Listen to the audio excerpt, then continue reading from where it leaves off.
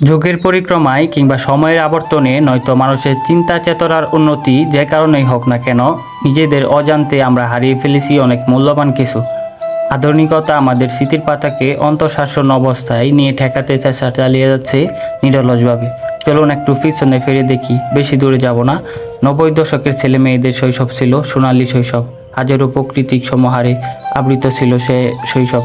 তখনকার সময়ে জন্ম নেওয়া প্রতিটি মানুষের কাছে শৈশবের গল্প মানেই সকাল সন্ধ্যা দাদা দাদির কুলে বসে নানা রকম মজার গল্প শোনা। বিকালে বাড়ির সামনে পড়ে থাকা জমিতে পাড়ার সব ছেলেমেয়েরা জড়ো হয়ে লুকোচুরি, গোল্লাছুট, চিবুড়ই, কুতকুত, দাঁড়িয়াবান্ধা খেলা। এই যেমন এই ডিজিটাল যুগে এসেও গাজীপুর জেলার কাপাসিয়া উপজেলার টুক ইউনিয়নের বাদশাহ উত্তরপাড়া চৌরাস্তা বাজার সংলগ্ন ছোট একটি ফাঁকা জায়গার মধ্যে অত্র এলাকার ছেলেরা মিলে দাঁড়িয়াবান্ধা খেলা উপভোগ করছে এবং খেলছে।